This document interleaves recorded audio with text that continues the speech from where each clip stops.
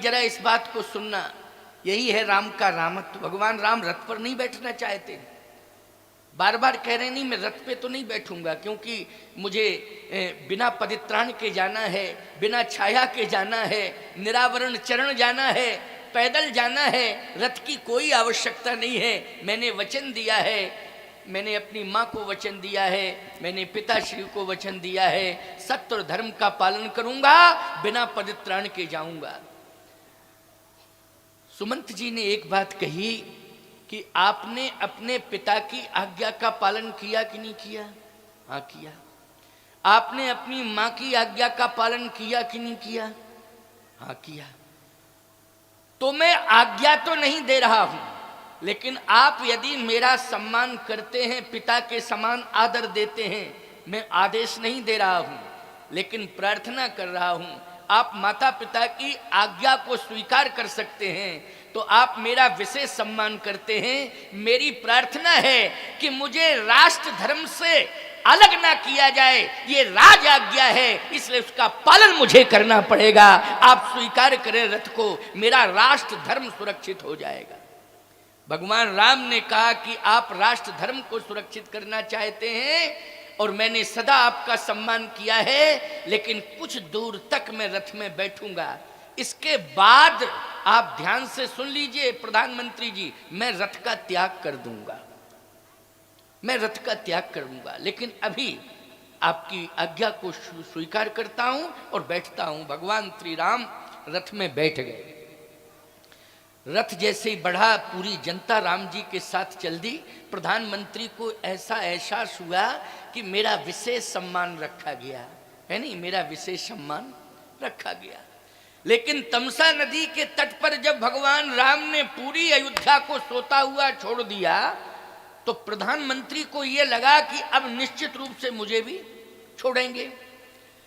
तो सुमंत जी हाथ जोड़कर खड़े हो गए। भगवान ने कहा नहीं नहीं, घबराने की जरूरत नहीं है, आपको मैं साथ ले जाऊंगा।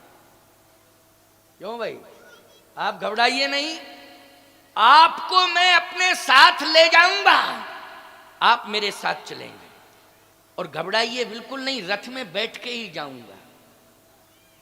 सुमंत जी ने उसी समय अपने मन में एक भाव पैदा कर लिया कि देखो, राम ने पिता को छोड़ा, राम जी ने माताओं को छोड़ा, अयोध्या वासियों को छोड़ा, लेकिन प्रधानमंत्री को नहीं छोड़ा, प्रधानमंत्री को नहीं छोड़ा। इसका मतलब है कि मुझसे सबसे ज्यादा प्रभावित हैं राम, पिता से भी ज्यादा महत्व मुझे दे रहे हैं, माताओं से भी ज्यादा महत्व मुझे दे रहे हैं, सबसे ज्यादा महत्वपूर्ण तो मैं ही हूं राम की दृष्टि में। भगवान ने मन ही मन का आ गया अभिमान, अब गए काम से, अभिमान आया, अब गए काम से। देखा आपने, विचार करना, इसलिए गुमान गोविंद ही भावत नहीं। भगवान को अभिमान पसंद नहीं आता है, जीवन में कभी अभिमान नहीं करना चाहिए। अभिमान सबसे बड़ा शत्रु है जीवन का। यदि जीवन में अभिमान आ गया तो याद रखना तुम किसी काम के नहीं रहोगे। रावण का अभिमान नहीं रहा, तुम हो क्या? सोचो जरा, कल्पना करो, रावण का अभिमान नहीं रहा, तुम हो क्या? इसलिए विचार करना, अभिमान सबसे खतरनाक है, ये प्रबल शत्रु है, हमारे संपूर्ण अस्तित्व को एक सेकंड में मिट्टी में मिला देता है। भगवान मन ही मन मुस्कुराने लगे कि अब हो गया प्रधानमंत्री जी का काम। ये अभिमान आ गया कि माता को छोड़ा, पिता को छोड़ा, संपत्ति को छोड़ा, अयोध्या वासियों को छोड़ा, गुरुदेव को छोड़ा, गुरु को भी छोड़ा, लेकिन मुझे नहीं छोड़ा, मुझे नहीं छोड़ा। अच्छा कल्पना करो आप, राम सीता में तो कोई अंतर ही नहीं है, जो राम है वही सीता है, जो सीता है वही राम है। लेकिन लक्ष्मण की प्रतिज्ञा थी कि मैं आपके बिना नहीं रह सकता हूं, इसलिए मैं आपके साथ चलूंगा। यदि आप मुझे साथ नहीं ले जाएंगे तो ये सत्य है कि आपका भाई आपको सुरक्षित नहीं मिलेगा, निश्चित रूप से प्राणांत करूंगा। तो सुमंत जी ने कहा कि ये तो 12 ही ते निज हित पति जानी, मैं भी जानता था कि बचपन से ही राम चरणों में जिनकी प्रीति है। अरे मुझे मालूम नहीं है कि जब जनकपुर गए विश्वामित्र जी के साथ राम जी तो लक्ष्मण को साथ लेके गए। बोलो लक्ष्मण जी गए कि नहीं गए? ना भरत को साथ ले गए, ना शत्रुघ्न को साथ ले गए, साथ में तो लक्ष्मण को ही ले गए। ये तो विश्वास है प्रधानमंत्री सुमंत का कि जब भी राम जाएंगे तो उनके पीछे पीछे लक्ष्मण जरूर जाएंगे। लेकिन महत्वपूर्ण बात तो यह है कि मुझे नहीं छोड़ा, मुझे अपने साथ ले जा रहे हैं। सबको सोता हुआ छोड़ दिया, लेकिन मुझे साथ ले जा रहे हैं। सबसे ज्यादा महत्वपूर्ण राम की दृष्टि में मैं हूं, मेरे अलावा नहीं है कोई, दूसरा ही है ही नहीं, मैं ही हूं महत्व। मैं आया, गड़बड़ हो गया, सब गड़बड़ हो गया। भगवान ने कहा ठीक है कोई बात नहीं, अभी तो यात्रा का क्रम, क्योंकि मैंने आश्वासन दिया है आपको एक, और ये भी संकेत दिया है, अगर संकेत नहीं देता तो पूरी लीला तमसई के तट पे कर देता, लेकिन मैंने संकेत दे दिया आपको। खोज मार रथ हाँ कहूं ताता,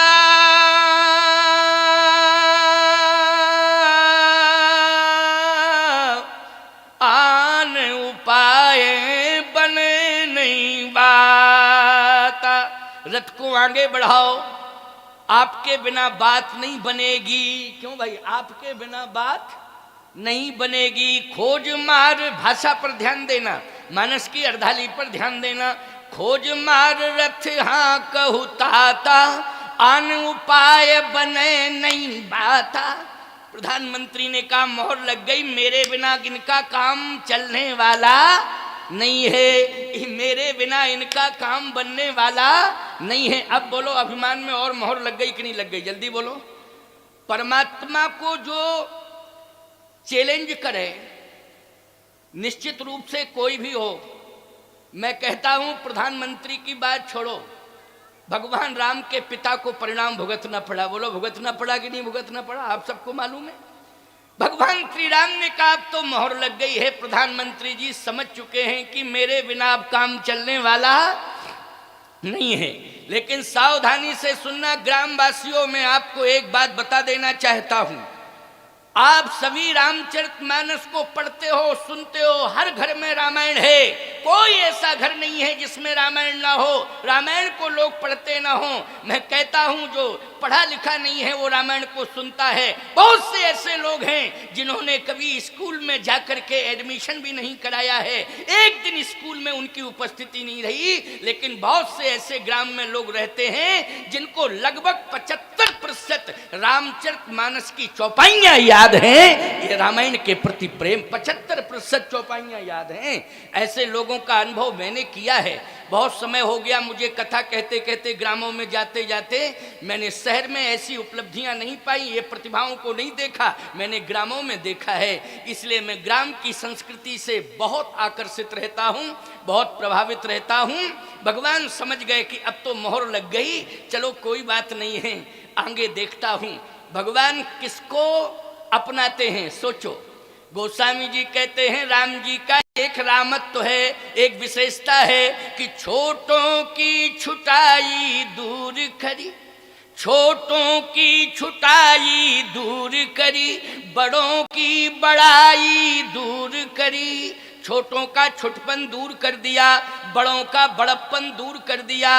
छोटों का छुटपन, बड़ों का बड़प्पन। प्रधानमंत्री से बड़ा कौन हो सकता है और मजदूर से छोटा कौन हो सकता है? सोचो जरा, मजदूर से छोटा कौन हो सकता है और प्रधानमंत्री से बड़ा कौन हो सकता है? लेकिन गोस्वामी जी कह रहे छोटों की छुटाई दूर करी, बड़ों की बड़ाई दूर करी। छोटों का छुटपन दूर किया भगवान ने और बड़ों का बड़प्पन दूर किया। बोले सबसे छोटा कौन है? बोले मजदूर है, जो मजदूरी करता है। अरे जरा प्रमाण तो दो, वो है कौन? बोले नाव चलाने वाला केवट। बोलो है कि नहीं? ये मजदूर है, मजदूरी करता है। यही प्रतिपालो सब परिवारू, नहीं जानो कछु और कवारू। यही प्रतिपालो सब परिवारू, नहीं जानो कछु और कवारू। आंखों में आंसू भर के कहता है इसके अलावा और कोई धंधा नहीं है, केवल नाव चलाता हूं। इसी मजदूरी से अपने परिवार का प्रतिपाल करता हूं। लेकिन याद रखना, कान खोल करके सुन लेना, सबसे छोटा कौन है? बोले नाव चलाने वाला मजदूर है। और सबसे बड़ा कौन है? बोले जो प्रधानमंत्री है। बोलो है कि नहीं? प्रधानमंत्री कौन है? बोले सबसे बड़ा है। मजदूरी करने वाला मजदूर कहे सबसे छोटा है। लेकिन भगवान ने छोटों की छुटाई दूर करी, बड़ों की बड़ाई दूर करी, बड़ों का बड़प्पन दूर कर दिया, छोटों का छुटपन। बोले छुटाई किसमें थी? बोले सबसे ज्यादा छुटाई थी केवट में नाव चलाता है। बोलो है छुटाई कि नहीं? ओ बोले बड़प्पन किसमें था? बोले प्रधानमंत्री सुमंत में बड़प्पन था। क्योंकि परमात्मा पिता के समान मेरा आदर करता है। किसके समान करता है? आदर कीन पिता समलेखा, पिता के समान। और प्रधानमंत्री एक बात और सोचते हैं बार बार कि जितने 8 मंत्री हैं, क्योंकि अयोध्या में 8 मंत्री थे, उनमें प्रमुख रूप से महाराज श्री दशरथ ने संपूर्ण दायित्व हर विभाग प्रधानमंत्री सुमंत के पास था, याद रखना। बाकी तो और विभाग थे लेकिन और मंत्रियों को मिले थे, लेकिन प्रधान रूप से संपूर्ण दायित्व जो दिया था अयोध्या राज्य का, वो किसको मिला था? सुमंत जी को मिला था। इसलिए महत्वपूर्ण प्रधानमंत्रियों में सुमंत जी महाराज हैं, सामान्य नहीं हैं, साधारण नहीं हैं। लेकिन आज गोस्वामी जी कहते हैं प्रधानमंत्री सुमंत का अभिमान दूर करना चाहते हैं भगवान। किसका अभिमान दूर करना चाहते हैं? प्रधानमंत्री सुमंत का अभिमान दूर करना चाहते। ईमानदारी के साथ बताओ, पिछले 2 सालों से हमारा देश महामारी से गुजर रहा था, कोरोना महामारी से गुजर रहा था। लेकिन जब पहली बार कोरोना महामारी भारत में आई और पूरे देश में आई, तो अपयश मिला था किसको? चीन को। कि वुहान शहर से, ये चीन की करामात है कि इस चीन ने पूरी दुनिया को प्रभावित कर दिया। हमारा भारत भी प्रभावित हुआ था, लेकिन सबसे ज्यादा कम प्रभावित हुआ था भारत हमारा। याद रखना, जो मृत्यु दर था उस समय, आप लोगों को भले ही ज्यादा लग रहा था कि उस समय बहुत ज्यादा लोग मर रहे हैं, लेकिन दुनिया में यदि देखा जाए तो सबसे ज्यादा मृत्यु दर यदि था, सबसे कम मृत्यु दर था, वो कहां का था? सबसे कम मृत्यु दर था प्यारे भारत का, सबसे ज्यादा मृत्यु दर था अमेरिका का। समझ गए हो कि नहीं? जो अमेरिका अभिमान करता था कि मुझसे बड़ा तो वैज्ञानिक कोई है ही नहीं, मुझसे बड़ा औषधियों का निर्माता तो दुनिया में कोई है ही नहीं, लेकिन उस अमेरिका का भी अभिमान चूर चूर हो गया था। लेकिन मैं आपसे पूछना चाहता हूं, भारत को किसने बचाया था? याद रखना, भारत के जितने भी लोग हैं सबसे ज्यादा प्रकृति से जुड़े रहते हैं और परमात्मा से जुड़े रहते हैं। बोलो जुड़े रहते हैं कि नहीं? प्रकृति और परमात्मा से भारत की 75% जनसंख्या जुड़ी हुई है। इसलिए यदि कोरोना महामारी से हम लड़े थे तो दवाओं के बल पर नहीं, प्रकृति के बल पर लड़े थे। प्रकृति से हमारा डायरेक्ट संबंध था, इसलिए 75% लोग सुरक्षित रहे, केवल 25% प्रभावित हुए थे। बोलो हुए थे कि नहीं? लेकिन आज देख लीजिए आप, इस वर्ष सबसे ज्यादा प्रभावित है कोरोना महामारी से तो चीन है। बोलो है कि नहीं? रो रहा है चीन। और सुनिए मेरी बात को, दवा मांग रहा है भारत से, कहता है भैया वो वैक्सीन तो दे दो जिस वैक्सीन ने प्राण बचाए थे। अरे वो वैक्सीन दे दो जो अमेरिका को प्रधानमंत्री जी आपने दी थी, वो जरा चीन को दे दो।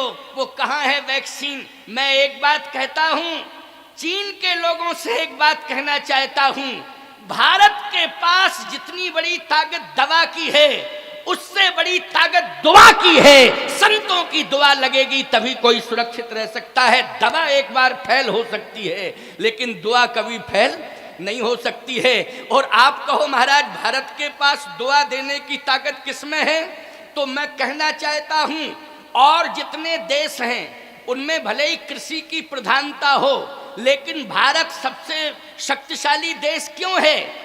केवल इसलिए नहीं है कि कृषि प्रधान देश है, भारत इसलिए शक्तिशाली देश है कि भारत कृषि प्रधान के साथ साथ ऋषि प्रधान देश है। यहाँ साधु संत ऋषि मुनि महात्मा तपस्या करते हैं, भजन करते हैं। बोलो उनके द्वारा क्या मिलती है? जल्दी बोलो। दुआ मिलती है।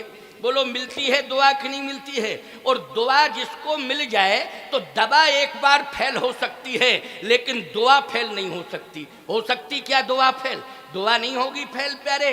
दुआ तो हमेशा सफल रहती है, हमेशा आपको स्वस्थ और निरोग आरोग्यता प्रदान करती है। तो भगवान श्री राम ने कहा कि प्रधानमंत्री जी चलिए आपके रथ में हम बैठे जाते हैं, लेकिन बात समझ में आ गई है कि आपको अभिमान आ गया है कि मैं प्रधानमंत्री हूं, मेरे अलावा काम चलने वाला नहीं है। लेकिन वो मजदूर बैठा बैठा क्या कह रहा था गंगा के तट पर? यही प्रतिपालो सब परिवारू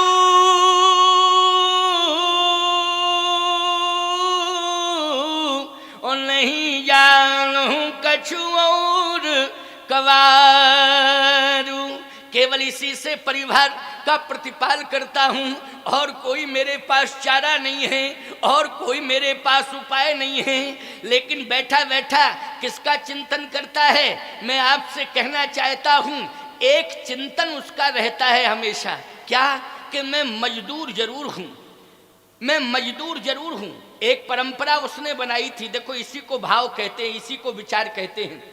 जितने भी गंगा के तट पर साधु महात्मा आते थे उनको प्रणाम करता था और हाथ जोड़ता था, पार करता था।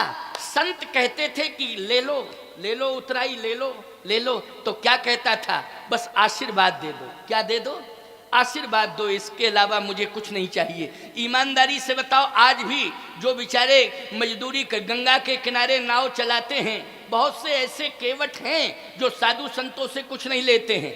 बहुत से बस चलाने वाले हैं, वो भी साधु संतों से कुछ नहीं लेते हैं। ट्रेन में यात्रा करते हैं, तमाम टीसी भक्त हैं जो साधु संतों को ज़्यादा टोकते नहीं हैं। बोलो भाई, साधु संतों से श्रद्धा है, साधु संतों के प्रति समर्पण है। तो जितने संत आते थे केवट प्रणाम करता था, संत कहते थे ले लो कुछ ले लो, कहे नहीं नहीं आपका आशीर्वाद चाहिए। ईमानदारी के साथ बताओ, जो संत सेवा करता है, मैं एक बात और कह रहा हूं, गांव के लोगों, आसपास के गांव से भी बहुत से भक्त आए हैं, बहुत से भक्त अन्य जिले से भी आए हुए हैं। ऐसा नहीं कि दतिया जिले के लोग यहाँ बैठे हैं, ग्वालियर जिले के कुछ लोग बैठे हुए हैं, झांसी के भी कुछ लोग, झांसी जिले से भी कुछ लोग आए हुए हैं, कुछ भिंड ग्वालियर क्षेत्र से भी आए हुए हैं। ऐसी बात नहीं है कि केवल दतिया जिला के लोग या गांव के लोग ही बैठे हैं, दो चार सभी जिलों से आए हैं, नाते रिश्तेदार सबके आए हैं। मैं आपसे पूछना चाहता हूं, ध्यान से मेरी बात को सुनना,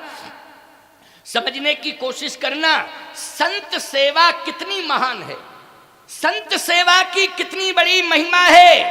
यदि घर में संत सेवा होती रहेगी, साधु संतों का सम्मान तुम करते रहोगे और साधु संतों से तुम आशीर्वाद लेते रहोगे, तो तुम्हें भगवान के पास नहीं जाना पड़ेगा, भगवान स्वयं एक दिन तुम्हारे पास चल के आ जाएगा और साधु के भेष में आएगा। किस भेष में आएगा? अरे ना जाने किस भेष में बाबा मिल जाए भगवान रे। बोलो भाई, कौन से भेष में मिल जाए? इसलिए अभिमान कभी नहीं करना चाहिए, पता नहीं किस भेष में भगवान आ जाए। अच्छा, केवट के यहाँ भगवान साधु के भेष में पहुंचे कि नहीं पहुंचे? किस भेष में पहुंचे? अभी कथा सुन रहे थे, कौन से भेष में पहुंचे? शंख चक्र गदा पद्म लेके पहुंचे, चतुर्भुजी रूप में पहुंचे। जल्दी बोलो, किस वेश में पहुंचे? साधु के वेश में, तापस वेश, विशेष उदासी,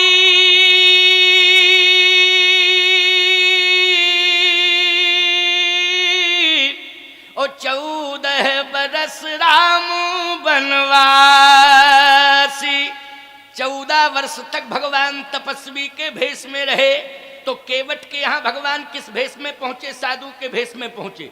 अच्छा, साधुओं का सम्मान हमेशा करता था नहीं, जो भी आता था साधु प्रणाम करता था और प्रार्थना करता था, पार करता था, लेकिन लेता कुछ नहीं था, कहता बस आशीर्वाद दो।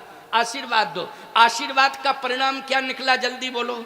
आशीर्वाद का परिणाम ये निकला कि भगवान स्वयं आया। अच्छा, एक भाव और सुना दें आपको।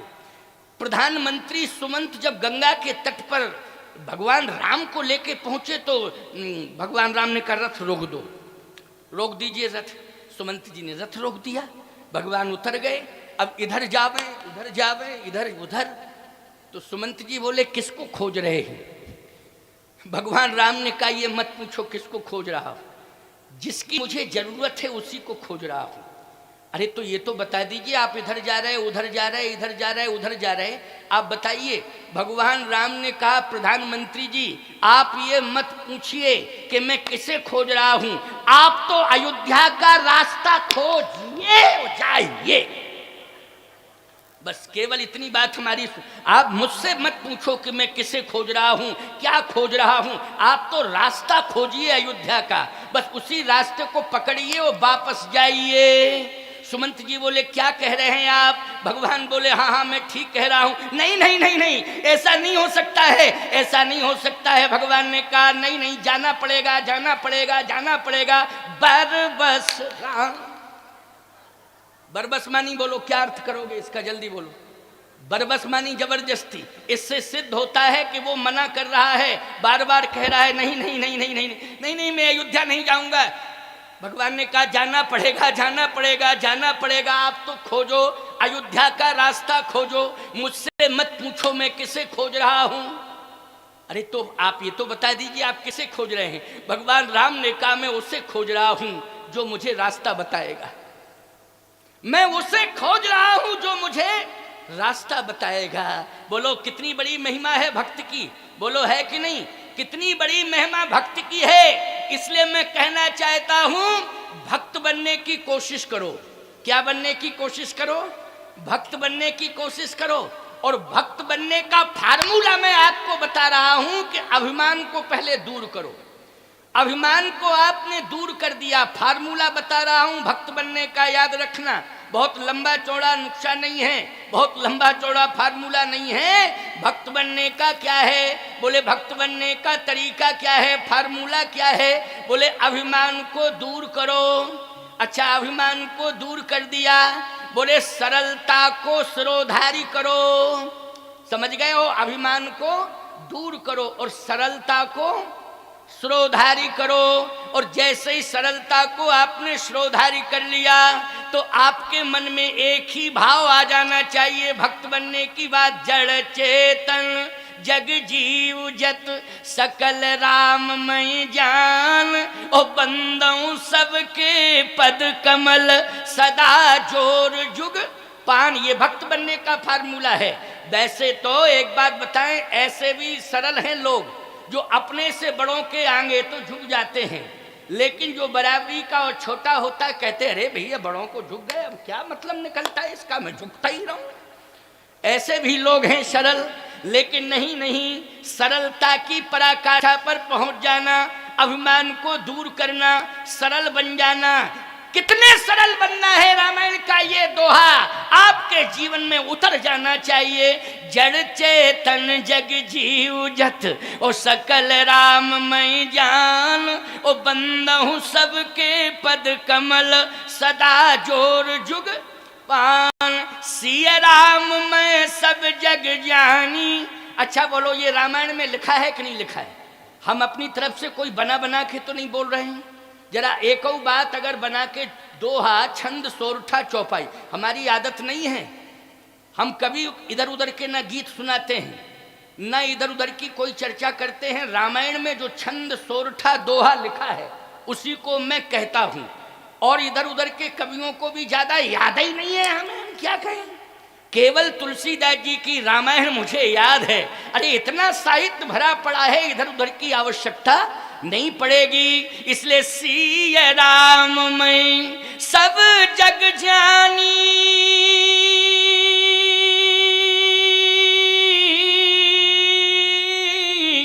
और करहूं प्रणाम जोर जुग पानी। जड़ चेतन जग जीव जत सकल राम मैं जान, बंदों सबके पद कमल सदा जोर जुग पान। इतनी सरलता जब तुम्हारे जीवन में आ जावे तो मैं दावे के साथ कह सकता हूं कि भगवान आपको खोजेगा कि तेउतना में किस घर में रहता है वो व्यक्ति। जरा वो घर तो बताओ कहाँ है। अरे परमात्मा ब्रह्मांड निकाया निर्मित माया रोम रोम प्रतिवेद कहे, वह परमात्मा खोजता फिरेगा। वो घर बताओ तिरुतना का कहाँ है जहाँ पर मेरा भक्त रहता है। वो घर बताओ पड़ोसी गांव का जहाँ पर मेरा भक्त रहता है। वो गांव बताओ जिसमें मेरा भक्त रहता है, जिसके जीवन में ये भावना है सिय राम में सब जग जानी, करहूं प्रणाम जोर जुग पानी। ईमानदारी से बताओ पूरे श्रृंगबेरपुर में एक भक्त ऐसा केवट था जो सिय राम में सब जग जानी, करहूं प्रणाम जोर जुग पानी। बोलो यही भाव है कि नहीं। दूसरी बात, जड़ चेतन जग जीव जब सकल राम में जान, बंदों सबके पद कमल। पद कमल जब भी ध्यान देता है तो पद कमल पर ध्यान देता है। किस पर ध्यान देता है? बंदों सबके पद कमल। और जब राम जी आए तो उसने कहा पद कमल धोए। पद कमल, क्यों बात आई कि नहीं आई? वही बात आ गई ना, पद कमल धोए, पद कमल धोए। क्योंकि पद कमल, बंदों सबके पद कमल। स्पष्ट लिखा कि नहीं? अपनी तरफ से थोड़ी कह रहा हूं। जड़ चेतन जग जीव जत सकल राम में जान, बंदों सबके पद कमल सदा जोर जुग पान। अब बताओ भैया, इसमें क्या प्रधानमंत्री क्या मजदूर? उसने सभी के पद को कमल से जोड़ा। बोलो बंदों सबके पद कमल। इसलिए भाव उसका यही है कि पद कमल, भगवान आए तो पद कमल धोए। पद कमल, हमारा ध्यान नहीं रहता है पद कमल पर, और कहीं ध्यान नहीं रहता है। और सुनिए, पुष्पों में कमल एक ऐसा होता है जिसमें संपूर्ण पंखुड़ियां समान होती हैं। बोलो भाई, कमल में जितनी पंखुड़ियां हैं ईमानदारी के साथ बताओ कौन छोटी कौन बड़ी? बता दो जरा। गुलाब में छोटी बड़ी पंखुड़ी हैं। गुलाब को लाओ, हम बता दें आपको कि ये छोटी ये बड़ी। लेकिन कमल में जितनी पंखुड़ियां हैं वो सब बराबर हैं। कमल लाना हो फिर बताना। समझ रहे हो कि नहीं मेरी बात को? सुनते जाना। और जितने पुष्प हैं सब में कलियां छोटी बड़ी हैं, लेकिन कमल पुष्पों में एक ऐसा कमल है कि जिसकी पंखुड़ियां समान हैं। ना कोई बड़ी है ना कोई छोटी है, सारी की सारी पंखुड़ियां समान हैं। भगवान को किस किस पुष्प की उपमा से उपमित किया गया? जल्दी बोलो। भगवान को पुष्पों में किस पुष्प की उपमा से उपमित किया गया? नवकंज। कंज मानी कमल होता है। समझ में आ रही है माताओं बात कि नहीं? कंज मानी कमल होता है। कमल, कमल समझ गई? कमल कहाँ खिलता है? सेवरा पहाड़ पे? अच्छा अच्छा अच्छा, हम कुछ सुनाई नहीं देता हमको, इसलिए थोड़ा पूछ लेने में क्या दिक्कत की बात है, हैं? कमल होता है तालाब में खिलता है, जहाँ पर पानी होता है वहाँ कमल खिलता है। क्यों खिलता है कि नहीं खिलता है? कहाँ खिलता है? एक बार हमने यही कहा, हमने कहा एक बात बताओ कमल कहाँ खिलता है? जल्दी बोलो। बोले महाराज इस समय तो कमल गांव गांव में खिल रहा है, विधानसभा लोकसभा कमल कमल कमल। अरे हमने कहा नेता हो क्या तुम? तुम्हारी दृष्टि में याद रखना, अपने अपने दांव पे सलह लगाई थे। राम निशाना एक है तीरंदाज अनेक, अपने अपने दांव पे। हमने कहा तुम्हारी दृष्टि राजनीति पर चली गई। याद रखना जितने पुष्प हैं भगवान ने कमल को स्वीकार किया है। कैसे स्वीकार किया है? कमल को। और भगवान के नख से सिक तक, सिक से नख तक अगर उपमा से उपमित किया गया है तो उसमें है कमल। क्या है? कमल। नव कंज लोचन कंज मुख कर कंज पद कंजारुण श्री राम चंद्र कृपालु भज मन हरण भव दारुण। नव कंज लोचन कंज मुख कर कंग पद कंजारुणम। नख से सिक तक भगवान क्या हैं? कमल हैं। याद रखना, भगवान का संकेत ये है कि मेरी दृष्टि में जितने भी हैं, चाहे प्रधानमंत्री हो चाहे मजदूर हो, अगर उसके जीवन में निराभिमानता है, सरलता है और समर्पण की पराकाष्ठा है, तो उसे मैं अपने अंग से जोड़ लेता हूं और समान रूप से व्यवहार करता हूं। जिसमें ये लक्षण पाए जाएं तो श्रृंगवेरपुर में राजा तो है निषाद, और भी तमाम नाव चलाने वाले रहते हैं, ऐसी बात नहीं।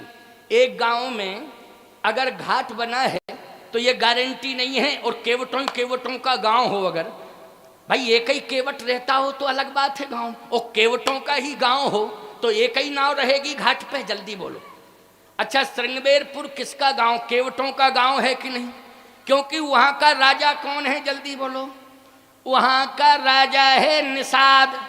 तो निषाद समझ गए हो कि नहीं? पूरा गांव केवटों का है। श्रृंगवेरपुर हमारे चित्रकूट के पास है। प्रयाग, चित्रकूट से आगे प्रयाग के पास में जब आप जाएंगे, अयोध्या जाएंगे तो श्रृंगवेरपुर मिल जाएगा। हम गए हैं श्रृंगवेरपुर, वहाँ रामायण मेला होने लगा है श्रृंगवेरपुर में। अभी भी 80% आबादी निषादों की है, अभी वर्तमान में है।